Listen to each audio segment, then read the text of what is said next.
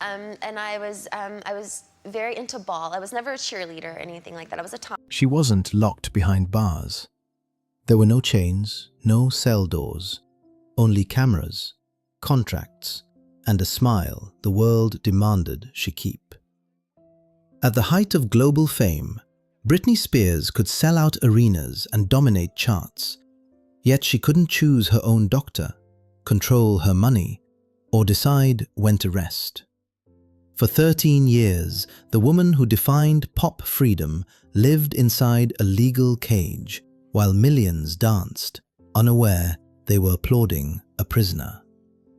So ask yourself this: how does the most famous pop princess on earth lose the right to live her own life while everyone is watching?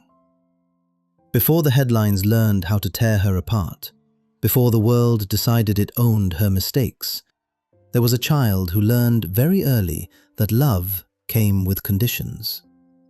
In a small town in Louisiana, talent wasn't a gift, it was a way out. From the moment she could stand on a stage, applause became currency, and approval became survival. Britney Spears didn't grow up practicing freedom, she practiced performance. Dance classes replaced playgrounds, auditions replaced weekends, and adults spoke about her future long before she understood what childhood was supposed to feel like. Every smile was coached, every movement corrected, and being good meant being chosen again. Rejection came early, too young, too small, not ready, and instead of protection, it became training. She learned that exhaustion was weakness, that effort could override boundaries, and that saying yes was safer than saying stop. By the time she joined the Mickey Mouse Club, she wasn't just talented, she was compliant, standing out not because she demanded space, but because she never took any. When the show ended, childhood didn't resume. She doubled down, more training, more discipline, more waiting for permission. There was no reset, only momentum. At 16, that momentum exploded into global obsession. Baby One More Time wasn't just a hit, it was a cultural earthquake. Pop music shifted overnight, innocence was packaged and sold, and Britney was launched not as a teenager finding her voice, but as a finished product. The image mattered more than the person inside it. Interviewers didn't ask about craft, they asked about her body, her purity, her responsibility to strangers. She was expected to be sexy but silent, powerful but obedient, famous but grateful. The workload never slowed. Albums, tours, press, awards. Rest framed as laziness, privacy as ingratitude. Behind the glamour, pressure accumulated quietly. Fame arrived before adulthood, freezing her identity before she could explore who she might become. There were no private mistakes, no safe rebellion, only public judgment. What looked like confidence was conditioning. What looked like control was compliance. By her early 20s, she had achieved everything the industry promised, yet had never lived a single adult day without supervision. She wasn't trained to ask what she wanted, only what was expected of her. And expectations don't break you all at once. They wait until exhaustion does it for them. To the world, she was still perfect, still smiling, still performing. But perfection built on fear never holds forever. The rise was complete, and when idols stop being convenient, the crown doesn't fall, it tightens. Fame didn't destroy her in a single moment. It did something more brutal. It never let her breathe. By the mid-2000s, Britney Spears was no longer treated as a musician or even a celebrity, but as a moving headline. Cameras followed her into gas stations, parking lots, hospitals, spaces where privacy should be unquestionable. Every step was photographed, every pause interpreted, every silence rewritten as scandal. When she became a mother, the pressure didn't soften, it multiplied. Motherhood should have been refuge, but it became evidence. Paparazzi chased her while she carried her children, turning exhaustion into accusation. One bad angle became proof. One overwhelmed moment became a verdict. The narrative hardened quickly. Unstable, irresponsible, unfit. Divorce, custody battles, sleep deprivation, and constant surveillance piled on without pause, and none of it happened away from an audience. In 2007, the strain finally surfaced in ways the world couldn't ignore. A woman walked into a salon and shaved her head, not as spectacle, but as refusal, an attempt to erase the image everyone else owned. The reaction was laughter, mockery, late-night punchlines. Days later, an umbrella struck a paparazzi car, a desperate gesture framed as madness rather than defense. The media didn't ask what kind of pressure makes someone try to disappear in public. It asked how much longer the footage would sell. Concern was performative, sympathy conditional. Within months, the chaos was packaged as a cautionary tale, stripped of context, and used to justify intervention. Ambulances appeared, courtrooms filled, deals were made quietly, efficiently, and without her voice at the center. What the public labeled a breakdown was, in truth, the end of endurance after years of relentless extraction. She had performed through pain, smiled through scrutiny, and survived on borrowed energy until there was nothing left to borrow. The world saw collapse. Institutions saw opportunity. Fear made control seem reasonable. And as the noise reached its peak, something permanent was being prepared, an answer that would replace compassion with ownership. The spotlight dimmed just enough to hide the paperwork, and when it brightened again, her life would no longer be hers to negotiate. The turning point wasn't the shaved head or the umbrella. It was the moment society decided that losing control of your image meant forfeiting control of your life. In early 2008, the chaos suddenly disappeared, not because healing had begun, but because control had taken its place. A court decided that Britney Spears was no longer capable of managing her own life, a judgment usually reserved for those unable to function at the most basic level. Overnight, autonomy vanished. Her finances, her schedule, her medical decisions, and even her ability to speak freely were transferred into the hands of others. The explanation was protection, but the structure told a different story. She could not choose her lawyer, but she could sign contracts that kept the machine running. She could not refuse treatment, but she could rehearse for hours. She could not make personal decisions, but she could stand under stage lights and generate millions. The contradiction was never hidden. It was simply ignored. Tours continued. Albums were recorded. A Las Vegas residency filled seats night after night, proof to audiences that everything was fine.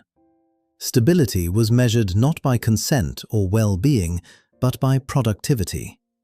Behind the scenes, life became a sequence of permissions.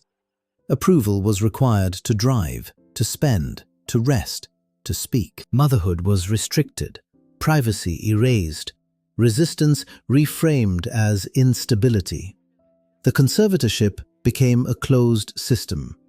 Any sign of obedience was used as evidence that control was working, and any objection was used to justify tightening it further.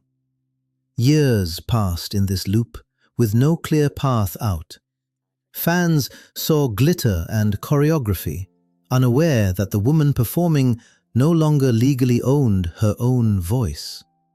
The system thrived on silence, and silence was enforced, not with violence, but with paperwork, doctors, and contracts designed to appear benevolent.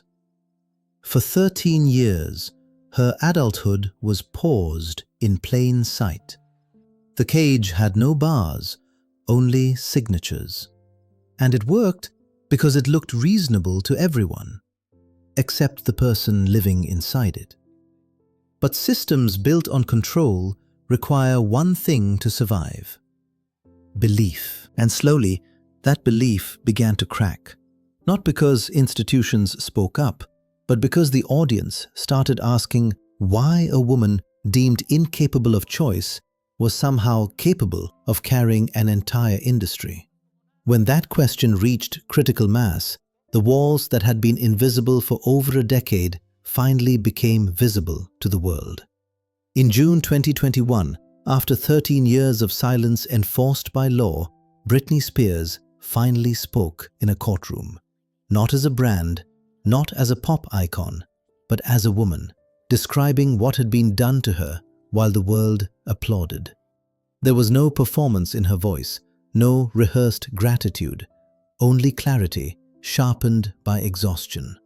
She spoke of being forced to work while sick, of medication administered without consent, of therapy used as leverage rather than care, of being denied the right to have another child. What stunned the public wasn't just the content of her testimony, but its calmness.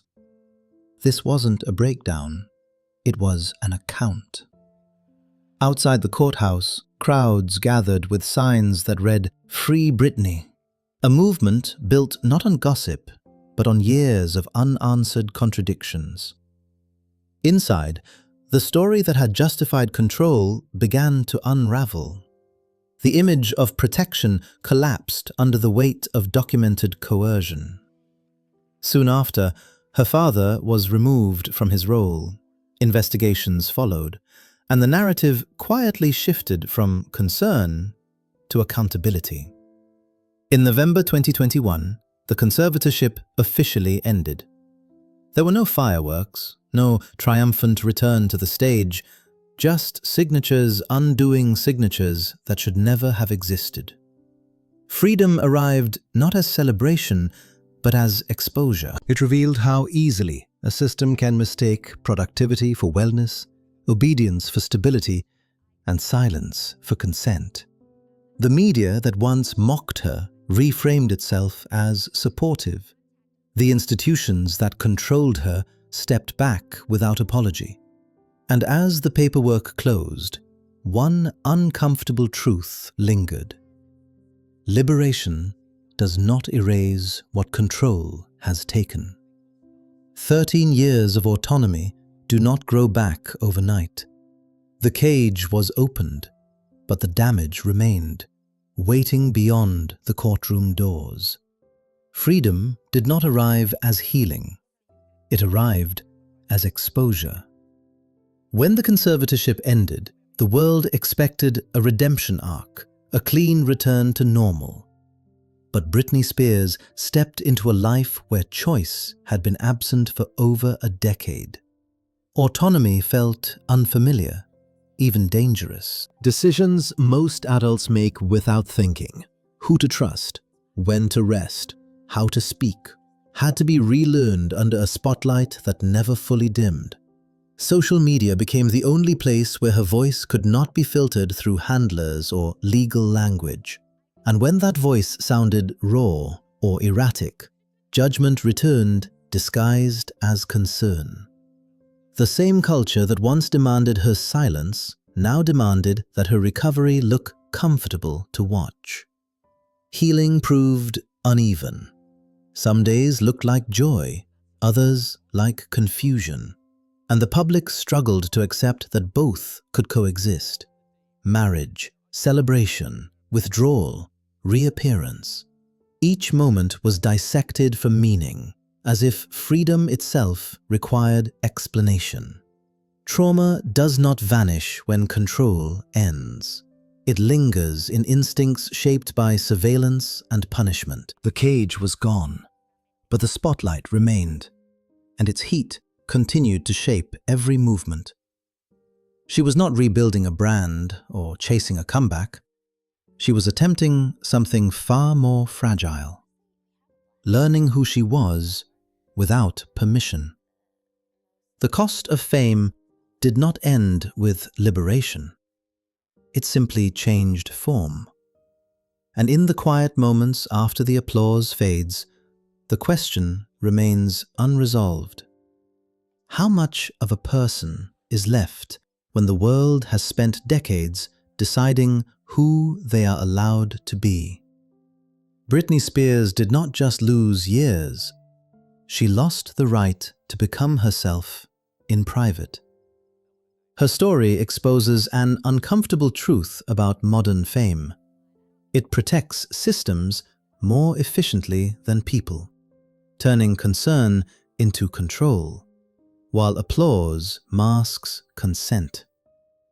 The tragedy is not that she broke, but that she had to break publicly for anyone to listen. And the next time the world celebrates perfection on a stage, it is worth asking, who is paying for that performance when the lights go out and the cheering finally stops?